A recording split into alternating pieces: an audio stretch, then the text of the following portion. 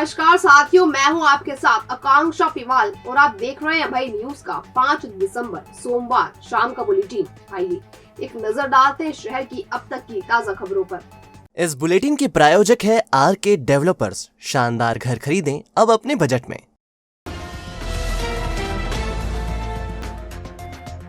श्री महाकालेश्वर मंदिर विस्तारीकरण योजना के दूसरे फेज के कामों के दायरे में आ रहे 2 और मकानों को तोड़ने का काम सोमवार को किया गया। 9 मकान में से 6 पहले ही तोड़े जा चुके हैं। बचे 3 मकानों में से 2 को स्टे खारिज होते ही ढहा दिया गया। अब इस रोड पर ज्योतिषाचार्य पंडित आनंद शंकर व्यास का मकान शेष है। श्री महाकालेश्वर मंदिर विस्तारीकरण योजना के तहत बड़ा गणेश मंदिर से लेकर महाकाल घाटी तक सड़क को चौड़ा किया जाएगा। इसी तरह महाराजवाड़ा को हेरिटेज होटल में बदला जाएगा। सड़क चौड़ीकरण के दायरे में 9 मकान आ रहे थे। पहले दौर में 8 के मालिकों ने स्टे हासिल किया था। इसके चलते पहले दिन एक ही मकान हटाया जा सका था। स्टे खारिज होने के बाद 5 मकान और तोड़ दिए गए। अब बचे 2 मकान सोमवार को गिरा दिए गए हैं। सोमवार को प्रशासनिक अमला मौके पर पहुंचा और जेसीबी से मकान तोड़ने की कार्रवाई की। पंडित आनंद शंकर व्यास के मकान पर हाई कोर्ट का स्टे है। जिस दिन ये स्टे खारिज हो जाएगा उस मकान को भी तोड़ दिया जाएगा। जय श्री महाकाल। अभिषेक तिवारी आपका दोस्त आपका इंतजार कर रहे हैं।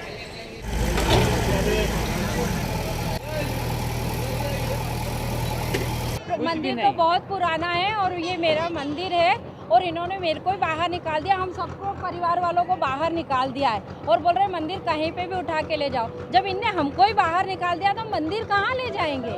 अभी कुछ जगह तो दे तो हम मंदिर ले जाए। और हमारी मूर्ति इतनी प्राचीन और इतनी भारी है कि हमने जब स्थापित की थी मेरे पूर्वजों, मेरे पापा ने, दादाजी ने, तब की मूर्ति है। यहाँ पर पूरे 8 मकान थे जो हटा दिए इन्होंने और ये भी ये सब हटा रहे हैं। इस संबंध में तहसीलदार राधेश्याम पाटीदार ने बताया, चूँकि महाकाल मंदिर परिसर में जो विस्तारीकरण के अंतर्गत 9 मकानों के ऊपर अतिक्रमण का केस तैयार किए थे, जिसमें 1 मकान का पूर्व में अतिक्रमण हटाया था, उसके पश्चात 5 मकानों को हटाया गया। आज 2 मकानों का और अतिक्रमण हटा के भूमि मुक्त की गई। 1 मकान है जिस पर अभी हाई कोर्ट का स्टे होने के कारण उस पर कार्रवाई नहीं हुई है। जब हाई कोर्ट से स्टे वैकेंट हो जाएगा तब कार्रवाई करके उसे हटाने की कार्रवाई की जाएगी। इस तरह सारे मकान हटा दिए गए हैं और सड़क निर्माण का काम कभी भी शुरू हो सकता है। श्री महाकालेश्वर मंदिर में श्रद्धालुओं से अभद्रता की जा रही है। छत्तीसगढ़ के रायपुर से आई महिला को चांटे मारे गए और परिसर में घसीटा गया। एसपी ऑफिस पर महिला ज्ञापन देने पहुंची। महिला ने मंदिर की व्यवस्था पर सवाल उठाए हैं। रायपुर के सुंदर नगर की रहने वाली पार्वती कौरी रविवार को श्री महाकालेश्वर मंदिर में दर्शन करने आई थी। जब वह भगवान महाकाल के दर्शन कर रही थी, इसी दौरान धक्के से वह गिर गई। तब सुरक्षा कर्मियों ने उन्हें चांटे मारे और परिसर में घसीटते हुए मंदिर से बाहर निकाल दिया। घटना पर आक्रोश जताते हुए पार्वती कौरी ने कहा, कौरी रायपुर छत्तीसगढ़ से हूँ। कल मैं 4 दिसंबर को महाकाल जी के मंदिर में गई थी दर्शन करने के लिए, जिसमें कि बहुत भीड़ थी होने के कारण धक्का मुक्की तो होना स्वाभाविक है, ये अलग बात होती है। पर जैसे ही मैंने महाकाल जी के सामने दर्शन कर रही थी उसी प्रकार से भीड़ में धक्का दिए। मुझे धक्का देने के साथ ही साथ मुझे वहाँ के जो सिपाही भी थे और वहाँ के जो पुजारी लोग थे और भी कुछ थे कार्यकर्ता वगैरह, मतलब कि उन्होंने धक्का दिया। मैं गिर गई। गिरने के बाद भी मेरे हाथ से पैसे भी छीन लिए, मोबाइल भी ले लिया और मेरे को चांटे भी मारे, धक्का दिए, लात मारे। उसके बाद फिर मैंने गिरने के कारण मैं सीढ़ी पे बैठ गई। सीढ़ी पे जैसे ही मैं बैठी तो मुझे दोनों हाथों से, चारों हाथों हाथ पैर पकड़ के घसीटते हुए, कम से कम मुझे, मैं बता नहीं सकती कितने किलोमीटर कहना चाहिए, मंदिर के बाहर तक, मंदिर का जो प्रांगण है उस प्रांगण के बाहर की जो सीढ़ियाँ हैं वो सीढ़ियों के तक मुझे चारों हाथ पैर पकड़ के घसीटते हुए ले गए। तो ये मैं चाहती हूँ कि सरकार इन पर सख्त कार्रवाई करे, एसपी साहब सख्त कार्रवाई करे और इस तरीके से व्यवहार मेरे साथ जो हुआ है वो किसी के साथ भी ना हो, आगे चल के, और भविष्य में भी नहीं हो, वर्तमान में भी ना हो। कौरी ने एसपी कार्यालय में आवेदन दिया और दोषियों पर कार्रवाई की मांग की। अब देखने वाली बात यह है कि पुलिस प्रशासन कौरी के आवेदन पर क्या कार्रवाई करता है। ऑटो चालकों की मनमानी और बाहर से आए श्रद्धालुओं के साथ अभद्रता, मनमाना किराया वसूलने की शिकायत के बाद आरटीओ विभाग ने ऑटो चालकों पर बड़ी कार्रवाई करते हुए कई ऑटो जब्त कर लिए। अब ऑटो चालक अपने वाहन छुड़वाने के लिए आरटीओ के चक्कर लगा रहे हैं। 10 दिन बीतने के बाद भी उन्हें अपना ऑटो नहीं मिल पाया। दरअसल मनमाना किराया वसूलने, दादागिरी और अभद्रता करने की शिकायत मिलने के बाद परिवहन विभाग ने ऑटो चालकों पर कार्रवाई को अंजाम दिया था। हालांकि ऑटो छुड़वाने के लिए आ रहे चालकों के पास ऑटो के सभी कागजात हैं और वे जुर्माना भरने को भी तैयार हैं। वहीं शहर में ऐसे कई ऑटो चल रहे हैं जिनके दस्तावेज पूरे नहीं है। पूरी कार्रवाई में ऐसे ही ऑटो वालों की संख्या अधिक है। इस संबंध में आरटीओ संतोष मालवी ने कहा कि लगातार ऑटो चालकों की शिकायतें मिल रही थी, जिसके बाद कार्रवाई को अंजाम दिया गया। न्यायालय ने भी ऑटो के सभी कागजात चेक करने के बाद उन पर जुर्माना लगाकर ऑटो छोड़ने की हिदायत दी है। इसके चलते उन पर कार्रवाई की जा रही है। इसके अलावा ई रिक्शा भी बड़ी संख्या में चलने लगे हैं। श्री महाकाल लोक के आसपास ई रिक्शा चालकों का मेला सा लग गया है। इन पर लगाम लगाने के लिए आगामी दिनों में ई रिक्शा चालकों पर भी बड़ी कार्रवाई करने की तैयारी की जा रही है। इधर ऑटो नहीं छोड़े जाने से परेशान चालक फुरकान खान ने बताया, इतने सारे ऑटो चालक यहाँ पर मौजूद हैं, इनके सबके कागज कंप्लीट हो चुके हैं, उसके बाद भी गाड़ी नहीं छोड़ी जा रही। गाड़ी छोड़ने का कारण ये नहीं बता रहा है। 10 दिन में गाड़ी छोड़ने का बोला कि 10 दिन में गाड़ी छोड़ के देंगे आपकी। जिसके कागज इनकम्प्लीट थे उसने कंप्लीट भी करवा लिए। व्यक्ति ने कागज कंप्लीट होने के बाद में उनको बोल रहा है कि आपको दंड के तौर पर 10 दिन बाद गाड़ी छोड़ी जाएगी। अब यहाँ सब लोग कोई कर्जा करके, ब्याज लेके, पैसा लेके कागज कंप्लीट करवा के लेके आए हैं। उसके बाद में अब ये बोल रहे हैं 10 दिन बाद छोड़ेंगे। 10 दिन तक गाड़ी नहीं चलाएगा व्यक्ति, इसका खर्चा कौन देगा? कोई देगा? कौन देगा? ये सब मीटर लगाने की बात चल रही थी। 2500 रुपये की रसीद कटवा चुके हैं। अब रसीद कटवाने के बाद में 3000 रुपये और जुर्माने के मांग रहा है कि आपको जुर्माना भी भरना पड़ेगा। और उस मीटर पे सवारी बैठ भी नहीं रही है। ये क्या महानगर है क्या? उज्जैन इतना बड़ा, 2 किलोमीटर में उज्जैन खत्म हो जाता है। कौन बैठेगा मीटर से? कोई मीटर से बैठने को तैयार नहीं है सर। ये इतने सारे, आपने किसी को मीटर से बिठा रहा हो आप? क्यों भैया? वो भैया कहाँ? भैया आना आप। इनके पूरे कागज कंप्लीट है। फिलहाल में क्या विरोध कर रहे हैं? इनके पूरे कागज कंप्लीट है भैया, इधर आना आप। इनके पूरे कागज कंप्लीट है। इन्होंने मीटर की रसीद नहीं कटवाई थी, मीटर की रसीद कटा ली इन्होंने। इनकी भी ऑटो नहीं छोड़ना बोला, कोर्ट से छूटेगी, वो भी 10 दिन बाद छूटेगी। और मीटर की रसीद उन्होंने 2500 रुपये कटा लिए और कागज तो इनके कंप्लीट है। और 3000 रुपये अलग से चालान मांग रहा है कि आप चालान कटवाओ, दंड दो अलग से। और 10 दिन बाद वो भी देने को तैयार है। ये 3000 रुपये वो भी देने को तैयार है। ये पैसे लेके आ गए हैं, किसी से इन्होंने पैसे लिए, लेके आ गए हैं और अब ये कह रहे हैं कि 10 दिन बाद छूटेगी। वहीं आरटीओ संतोष मालवीय ने भी कार्रवाई को लेकर अपना पक्ष रखा। आइए उनको सुनते हैं। इसको लेते हुए, इसको देखते हुए उन्होंने निर्देशित किया हमें कि आप फिर से एक बड़ी कार्रवाई करें। तो आप देख रहे होंगे पिछले 1 महीने से हम लगातार कार्रवाई करें। डेली 10-12 ऑटो जो है अवैध रूप से पकड़े जा रहे हैं। रेलवे स्टेशन एरिया हो गया, महाकाल एरिया हो गया, Dewas gate bus stand, Nanakheda bus stand, शहर के अंदर भी जहां रात को 3-3 बजे तक भी हमारे इंस्पेक्टर और हम लोगों ने कार्रवाई की है। उसके पश्चात भी जो है ऑटो चालक जो है, जो कुछ ऑटो चालक है, सभी एक जैसे नहीं होते, तो वो सुधरने का नाम नहीं ले रहे हैं। अब इन पर इतनी बड़ी कार्रवाइयाँ होने के पश्चात भी जब ये सुधर नहीं रहे, तो माननीय हमारे जज साहब से भी इस विषय में मेरी चर्चा हुई। तो उनका कहना था कि इनको गाड़ियों को थोड़ा लंबे समय तक आप जब्त करके रखें और जो इनके मूल वाहन के मालिक हैं उनको यहाँ बुलाया जाए, उनके ID कार्ड वगैरह को देखा जाए, उसके पश्चात वेरिफिकेशन के पश्चात ही चालान प्रस्तुत किया जाए। तो ये कार्रवाइयाँ लगातार चली जाएगी और हम लोग और भी ज़्यादा ठोस कदम उठाते हुए इनके विरुद्ध कड़ी कार्रवाइयाँ करेंगे। नगर निगम में पीएम आवास योजना का फायदा दिलाने के नाम पर घूस मांगी जा रही है। आवास योजना के लिए आवेदन करने वालों ने मीडिया के सामने नगर निगम के दीपक नामक कर्मचारी और एक नेता पर रुपए मांगने का आरोप लगाया है। मीडिया के सामने 2 आवेदक आए और आरोप लगाए। इनमें से एक रमेश वाडिया ने बताया, प्रधानमंत्री योजना में मेरे को लोन मिलने वाले तो सभी को मिल रहे हमारे काला पत्थर पे, तो उसका फार्म भरा रहता है। तो मैंने भी फार्म भरा। उसमें जब 5000 की बात आई, बोले 5000 भरना पड़ेगा, टैक्स वगैरह बता रहे थे। तो मैंने 5000 मेरे बच्चों को दे दिया था। बच्चे ने उसको दे दिया और जमा करे नहीं करे, रसीद भी आज तक नहीं दी उन्होंने। इसके बावजूद सबसे पहले हमने पैसे भरे थे। मैंने उठा पटा क्यों, मैं तो बेरोजगार हूँ, पहले लंगड़ा लूला हूँ। इसके बावजूद भी मैंने उसको पैसे दिए। मैंने चलो अपना मकान तैयार हो जाएगा, किसी ब्याज से ले लुआ के दे दिए। मैंने चल अब हो जाएगा, अब हो जाएगा, अब हो जाएगा। ये आज समय इतना समय हो गया और कई लोगों के 2-2 किस्तें आ चुकी। तो मैंने कुछ बोला उससे, गुस्से में मेरा दिमाग खराब हो गया तो मैंने कुछ गाली मार दी, क्यों झूठ बोलूँ मैं। तो साहब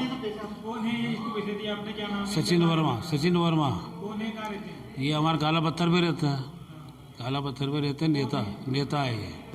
हाँ लिया ना साहब, बहुत से लोगों से लिए। दीपक जाटवा नामक आवेदक ने बताया कि उससे दीपक नामक कर्मचारी आवास योजना का लाभ दिलाने के नाम पर रुपयों की मांग कर रहा है। पैसे की मांग इसलिए कर रहे हैं कि उनको पैसा चाहिए और बोले आप पैसा दोगे तो काम होगा, नहीं तो नहीं होगा। मेरे को 7 महीने हो गए कुछ होन पे जाते मैं जाता हूँ तो मेरे को टरका देते, भगा देते हैं। पैसे की मांग कर रहे हैं, अभी मेरे को पैसे की मांग कर रहे हैं। वो दीपक द्वारा पैसे की मांग की जा रही है। तो बोले आप पैसे दोगे तो आपका काम होगा, नहीं तो अन्यथा नहीं होगा। ये दीपक का कर्मचारी है वहाँ का, नगर निगम का। क्षेत्र के तो कोई नहीं आते सर ऐसे, पर मांग जोन पे से आती है, दीपक द्वारा आती है। बहरहाल आवेदकों के आरोपों ने पूरी व्यवस्था को सवालों के घेरे में ला दिया है।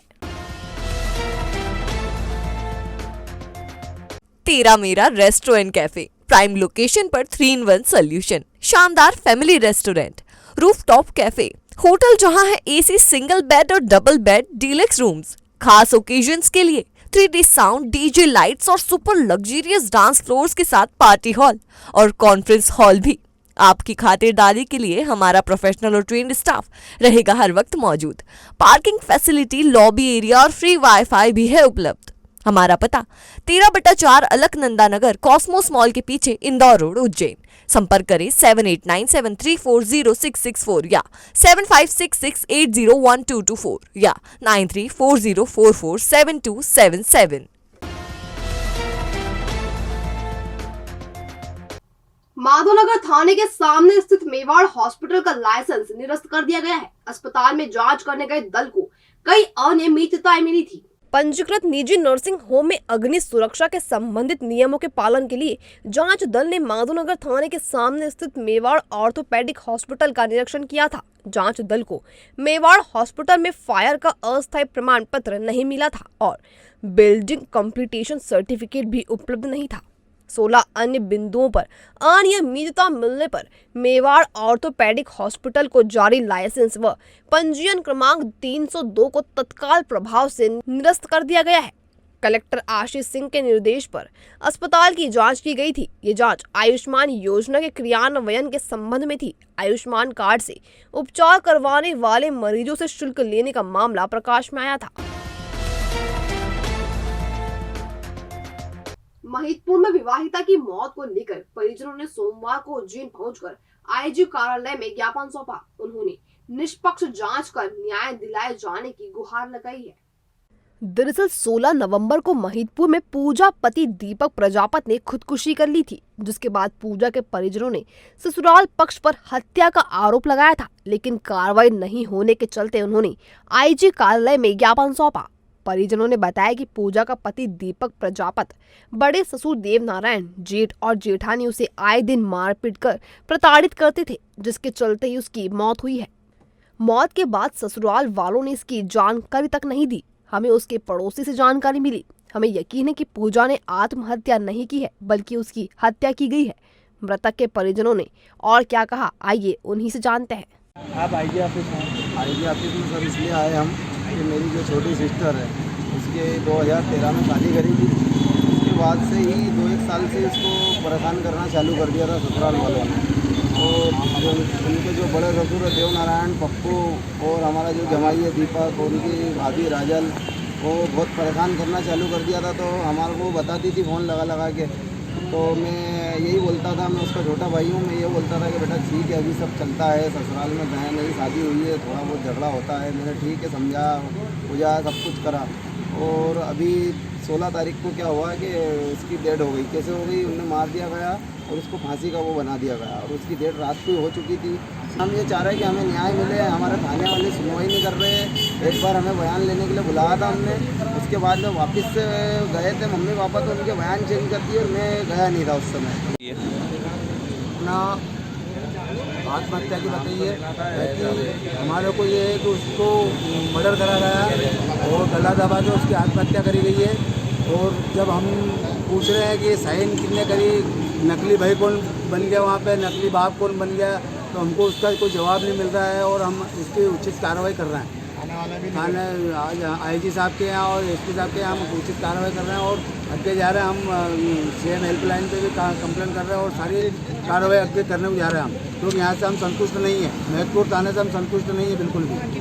हमको न्याय चाहिए, हमारी बच्ची को न्याय चाहिए और उनको सजा मिले। महानंदा नगर स्थित स्पोर्ट्स एरिना में चल रहे 2 दिवसीय अंतर विद्यालयीन एथलेटिक्स स्पर्धा में खिलाड़ी जमकर अपना जोहर दिखा रहे हैं। इस स्पर्धा में कई तरह की प्रतियोगिताएं हो रही हैं। उज्जैन संभाग के लगभग 75 कॉलेजों की टीमें स्पर्धा में हिस्सा ले रही हैं। प्रतियोगिता में 100, 200, 400, 800, 1500, 5000 एवं 10,000 मीटर की दौड़ सहित 21 किलोमीटर की मैराथन दौड़ भी आयोजित की गई है। 100 मीटर बाधा दौड़, 400 मीटर बाधा दौड़ और 20 किलोमीटर रेस वॉकिंग प्रतियोगिता में खिलाड़ियों ने अपने हाथ आजमाए। एथलीट प्रतियोगिता जीतने वाले प्रतिस्पर्धियों को प्रथम, द्वितीय एवं तृतीय इनाम दिए गए। इन्हें स्वर्ण, रजत और कांस्य पदक दिए जाएंगे। जीतने वाले एथलीट दिसंबर में ही चेन्नई में होने वाली दक्षिण क्षेत्र अंतर विद्यालयीन प्रतियोगिता में सम्मिलित होंगे। इस स्पर्धा के संबंध में एथलीट एसोसिएशन के अध्यक्ष अमानत खान ने बताया, ये विक्रम विश्वविद्यालय की अंतर महाविद्यालयीन प्रतियोगिता है, जिसमें उज्जैन संभाग के सभी जिलों के विभिन्न कॉलेज, 75 कॉलेज के प्रतियोगी इसमें सम्मिलित हुए हैं। 2 दिवसीय प्रतियोगिता में एथलेटिक के सारे इवेंट आयोजित किए गए हैं, जिसमें 100 मीटर दौड़ से लेकर हाफ मैराथन तक आयोजित किए। फील्ड के सारे इवेंट आयोजित किए गए हैं और ट्रैक के भी सारे इवेंट आयोजित। इस प्रतियोगिता के विजेता खिलाड़ियों को उनका परफॉर्मेंस के आधार पर विक्रम विश्वविद्यालय के दल का चयन किया जाएगा, जो साउथ जोन चेन्नई में आयोजित इंटर यूनिवर्सिटी प्रतियोगिता में विक्रम विश्वविद्यालय का प्रतिनिधित्व करेंगे। कार्तिक मेले में फिल्म स्टार नाइट में जूनियर कलाकारों ने शानदार प्रस्तुति दी। डांस और गीतों की प्रस्तुति को दर्शकों और श्रोताओं ने खूब सराहा। कार्तिक मेले में रविवार को फिल्म स्टार नाइट अंतर्गत जूनियर माधुरी दीक्षित 2, ऋतिक रोशन 2 एवं सिंगर शालिनी चौहान ने प्रस्तुति दी।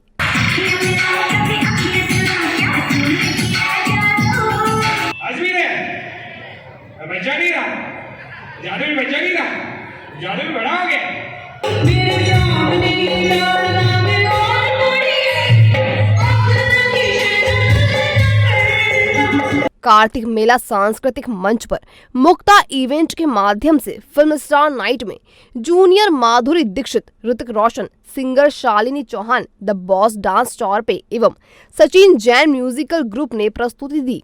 आकर्षक विद्युत सज्जा के बीच फिल्मी गीतों की प्रस्तुति के दौरान कलाकारों का स्वागत सांस्कृतिक समिति के संयोजक गब्बर भाटी ने किया।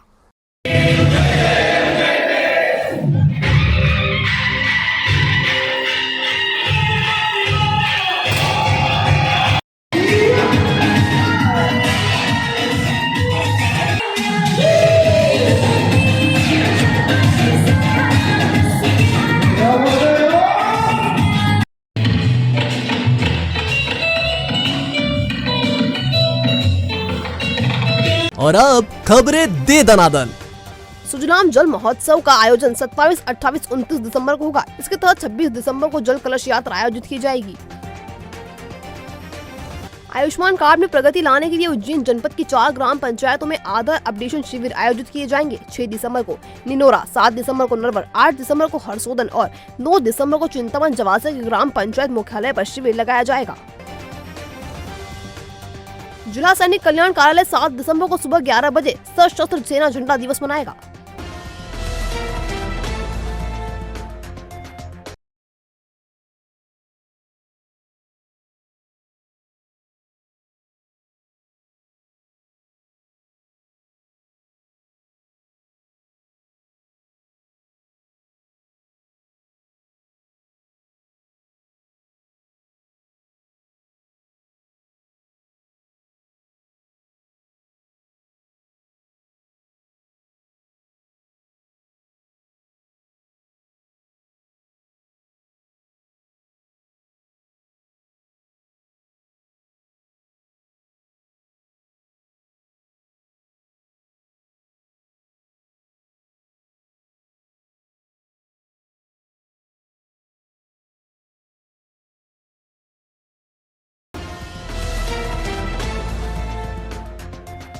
ये था भय न्यूज का आज का बुलेटिन। अगर खबरों को लेकर आपके पास कोई सुझाव हो तो हम तक जरूर पहुंचाएं। कल फिर मुलाकात होगी नए बुलेटिन के साथ। तब तक के लिए नमस्कार।